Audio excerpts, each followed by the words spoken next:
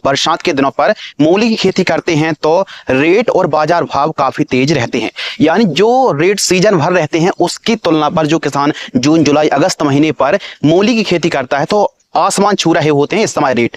तो किस प्रकार खेती करना चाहिए, क्योंकि आपको पता है कि बरसात के दिनों पर जो कैबिज मैगट्स की समस्या आती है, पत्तियों को नुकसान पहुंचाने वाली इल्ली, रस चूसक कीट, मच्छर, माहू का प्रकोप देखने के लिए मिलता है। तो एकदम सर्दियों की तरह एकदम सीधी सनान अच्छी क्वालिटी की, टॉप क्वालिटी की पैदावार आप मूली से कैसे निकाल सकते हैं, कौन से भी फंगस आते हैं, यानी फंगस और कीट का विशेष ध्यान रखना पड़ेगा और खेत का चुनाव करते समय कुछ सावधानी रखनी पड़ेगी, तब जाके मूली से अच्छी पैदावार निकाल सकते। ढलान वाले खेतों को चुनाव कीजिए, मेढ़ बना करके लगाना है, बुआई के समय दानेदार कीटनाशक का जरूर इस्तेमाल करना है और बुआई के समय फंगिसाइड इस्तेमाल करना बिल्कुल भी नहीं भूलना है। और जो आप वेराइटी लगा रहे हैं, जो किस्में लगा रहे हैं, वो बरसात वाली होनी चाहिए और 35 से 45 दिन में यह फसल तैयार हो जाती है। और सबसे खास बात कि बाजार भाव काफी हाई देखने के लिए मिलते हैं। कौन सी वैरायटी लगाना है, कितनी दूरी पर लगाना है, कितना बीज लगेगा, कौन सी खाद डालनी है, स्प्रे कैसा करना है, इसके साथ ही पहली दूसरी खाद पर कौन कौन सी संतुलित पोषक तत्वों की पूर्ति करना, खरपतवार कैसे कंट्रोल करना है, इस वीडियो पर विस्तार से हम समझने वाले हैं।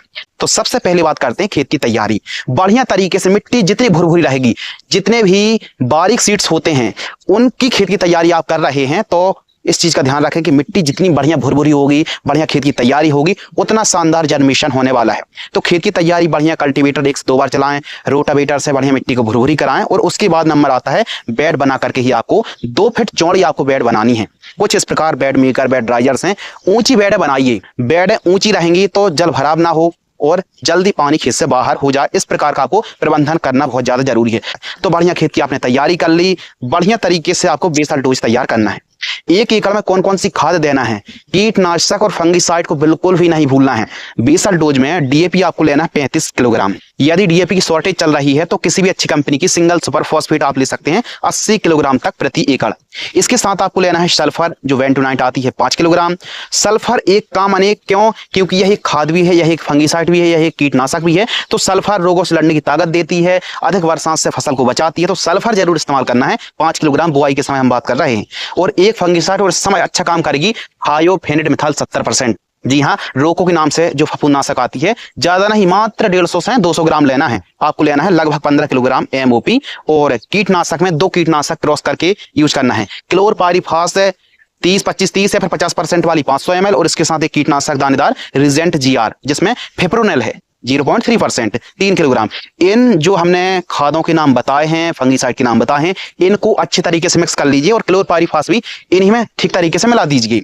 और इन खादों को जब आप बुआई के समय, जब आप मेड़ बेड बना रहे हैं, उस समय प्रयोग करेंगे तो रिजल्ट बहुत अच्छे मिलेंगे। अब मान लीजिए आपकी मूली की फसल है 18 से 20 दिन की। अब इस समय जड़ों में नुकसान पहुंचाने वाले कीटों का प्रकोप है। अब समस्या है जड़ों के नीचे और आप स्प्रे कर रहे हैं, बिल्कुल भी कंट्रोल नहीं मिलने वाला है। कोशिश कीजिए कि जो भी आप उर्वरक, जो दानेदार कीटनाशक इस्तेमाल कर रहे हैं, बेसल डोज में जरूर कीजिए, बिल्कुल भी इस चीज को नजरअंदाज मत कीजिए। उन्नत और बेस्ट वैरायटी की बात करते हैं। जुलाई महीने पर, अगस्त महीने पर या फिर बरसात के दिनों पर आप मूली की खेती कर रहे हैं किसान भाइयों, तो आपको पालक पत्ता वाली वैरायटी का चुनाव करना है, पहली बात। दूसरी बात, ऐसी किस्मों का चुनाव करना है जो आपके एरिया पर या फिर बरसात पर लगाई जाती हो। अपने एरिया के हिसाब से उन्नत वैरायटी का भी चुनाव कर सकते हैं और बरसात वाली वैरायटी ही लगाना, सर्दियों वाली, गर्मी वाली वैरायटी को मत लगा लेना भूल करके भी। तो सबसे जरूरी बात तो यही है कि उच्च क्वालिटी का सीड्स का सिलेक्शन आपको करना है। शकूरा की जो व्हाइट वंडर 32 के नाम से किस्म आ रही है, इसको बिल्कुल मत भूलना, इसको जरूर लगाना। यदि व्हाइट वंडर नहीं मिल रही है तो वेलकम की WS 367 वैरायटी को एक बार ट्राई जरूर कर लेना। आप मान लो 1 एकड़ पर मूली की खेती कर रहे हैं तो हमारे हिसाब से कम 2 वैरायटी को ट्राई जरूर करें, कम से कम 2 वैरायटी को लगाइए। इसके अलावा GS की 999, सजेंटा कंपनी की जो थोड़ा सा पालक पत्ता वाले नहीं, ये कांटे वाली जो वैरायटी है, आई वाली व्हाइट सजेंटा कंपनी की, इसको भी आप बरसात के दिनों पर ट्राई कर सकते हैं। इस किस्म को तैयार होने में लगभग 42 से 45 दिन का टाइम आई वाली व्हाइट ले लेती है, लेकिन इसके भी जो मूली है एकदम सीधे चमकदार सुपर क्वालिटी के व्हाइट देखने के लिए मिलते हैं। नोबल सीड्स की NBH मास्टर और महिको की माही 22 नंबर जैसी किस्मों का चुनाव जरूर कर लेना। मतलब 5-6 वैरायटी बताइए, इनमें से किसी भी वैरायटी को आप लगा लेना। मार्केट में तो और ही वैरायटी है, इन किस्मों को भी आप ट्राई कर सकते हैं और इनसे भी कोई अच्छी वैरायटी है तो वो भी कमेंट आप कर सकते हैं ताकि अन्य किसानों की मदद हो। कम से कम 1 किलोग्राम से लेकर के 1200 ग्राम तक आपको सीड्स की रिक्वायरमेंट पड़ेगी 1 एकड़ में। और बार बार कह रहे हैं ढलान वाले खेतों का चुनाव करना और बेड बना करके ही मूली को लगाना। खरपतवार की बात करते हैं, अब बरसात के दिनों पर अपन खेती कर रहे हैं तो खरपतवार का जमा थोड़ा ज्यादा ही होता है, तो इसके लिए कोशिश कीजिए मजदूरों की मदद से निराई गुड़ाई करा सकते हैं। यदि ज्यादा खरपतवार का जमाव होता है तो पता चला कि फसल से ज्यादा खरपतवार दिख रहा है, कोई मतलब नहीं खाद दवाई डालने का, तो इसके लिए आप एक काम कर सकते हैं कि जैसे ही आप बुआई करते हैं, बुआई के तुरंत बाद जो प्री इमर्जेंट हार्बिसाइड होती हैं, पेंडामेथिलीन 30% EC 15 लीटर पानी में, 15 से 20 लीटर पानी में 80 ml की दर से स्प्रे कर सकते हैं। यानी 1 एकड़ में 800 ml स्प्रे आप करेंगे तो जो खरपतवार होते हैं वो निष्क्रिय हो जाते हैं, खरपतवार का जमाव नहीं होता है। और जब मान लो खरपतवार 3-4 पत्ती की दिख रहा है फसल 15-20 दिन के आसपास की और खरपतवार इस समय, तो कौन सी दवाई का स्प्रे किया जा सकता है? एजल आती है, एजल खरपतवार नाशक, अदामा इंडिया कंपनी की, इसका स्प्रे आप कर सकते हैं 15 लीटर पानी में 20 ml की दर से। यह भी सकड़ी पत्ती के खरपतवारों को विशेष रूप से कंट्रोल करती है और सबसे खास बात की मूली की फसल पर इस दवाई को आप स्प्रे कर सकते हैं। इसके बाद नंबर आता सबसे इंपोर्टेंट, सबसे महत्वपूर्ण विषय, स्प्रेइंग शेड्यूल। क्योंकि सर्दियों के दिनों पर एक स्प्रे भी हम नहीं करते हैं फिर भी अपनी फसल तैयार हो जाती है, लेकिन बरसात के दिनों पर मूली की फसल पर अलग अलग प्रकार के भिन्न भिन्न कीटों का प्रकोप देखने के लिए मिलता है, जिसमें सबसे बड़ी समस्या है वक्त की। इसके अलावा पत्तियों को काटने वाली कीटों का प्रकोप होता है, पत्तियों को नुकसान पहुंचाने वाली इल्लियों का प्रकोप होता है। तो अलग अलग मच्छर, माहू, व्हाइट फ्लाई है, हरी छोटी बड़ी इल्ली और जड़ों के अंदर तक पहला जो स्प्रे है 8 से 10 दिन के आसपास की फसल होती है, फसल इस समय बहुत छोटी, तो इसके लिए आपको मैंगो जो 75% M45 के नाम से आती है, इसको लेना है मात्र 25 से 30 ग्राम।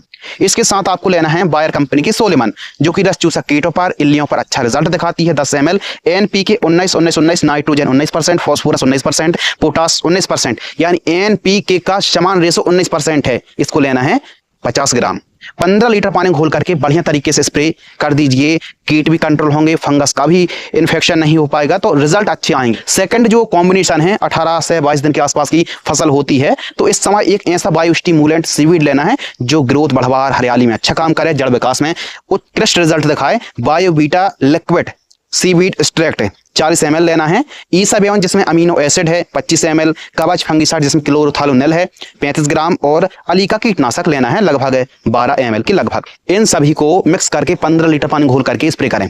तीसरे स्प्रे की बात करें तो 28-30 दिन के आसपास की फसल होती है, तो यदि आप इस समय 52-34 के साथ बोरोन का स्प्रे कर देते हैं तो चमत्कार हो जाएगा, साइज में वृद्धि होगी और चमक क्वालिटी बढ़ जाएगी।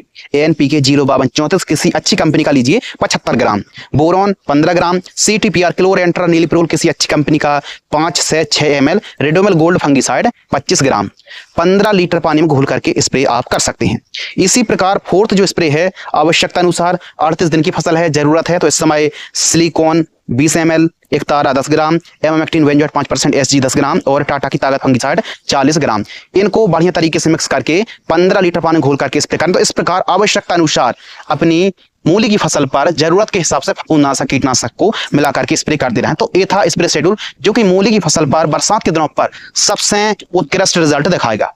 इसी प्रकार बात करते हैं खाद शेड्यूल। देखो, मूली की फसल पर टाइम टू टाइम पोषक तत्वों की पूर्ति करना बहुत ज्यादा जरूरी है। यदि आप सोच रहे हैं केवल नॉर्मल सी दवाई स्प्रे कर देंगे, यूरिया खाद डाल देंगे, मेड़ बेड में लगा देंगे तो मूली से अच्छी पैदावार निकल आएगी, भूल में मत रहिए। बरसात के दिनों पर मूली को ग्रो करना डिफिकल्टी वाला काम है। यदि बढ़िया स्ट्रेटेजी आप तैयार करेंगे, बढ़िया तरीके से कीटनाशक फंगिसाइड का स्प्रे करेंगे, तभी जाके उत्पादन और फिर बाजार भाव तो ताबड़तोड़ मिलते हैं, यानी बहुत ही तेज रेट देखने के लिए मिलते हैं। 5-7 रुपए की एक मूली जाती है। पहली खाद 15 दिवस के आसपास की फसल होती है बुआई से, तो यूरिया इस समय आपको लेना 18 से 20 किलोग्राम, ह्यूमिक एसिड किसी अच्छी कंपनी का 500 ग्राम। इस समय फिर आपको एक बार रिपीट करना है क्लोरपाइरिफास 200 ml और थायोन्यूट्री सल्फर मात्र 1 किलोग्राम, मात्र 1 किलोग्राम। इन सभी को मिक्स करके 1 एकड़ में दीजिए, जड़ों से थोड़ा दूर इनका प्रयोग करें। दूसरी खाद में जब 25-28 दिन के आसपास की फसल होती है तो मैग्नीशियम सल्फेट जरूर लीजिए और फिर फसल की हरियाली जरूर देखना।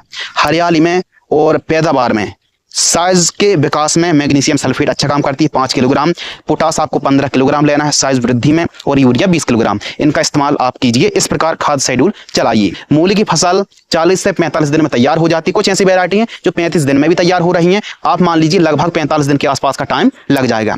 तो मूली एक ऐसी फसल है, लागत कम है, उत्पादन अधिक है और बाजार भाव तो सबसे तेज देखने के लिए मिलेंगे। तो यदि आप बरसात के दिनों पर मूली की खेती कर रहे हैं तो थोड़ा सा ध्यान रख के मूली की खेती करें। आप कौन सी वैरायटी को लगा रहे हैं और कितने क्षेत्र पर आप मूली की खेती करते हैं, कमेंट में जरूर बताएं। इसी प्रकार की जानकारी के लिए चैनल के साथ जरूर जुड़ें।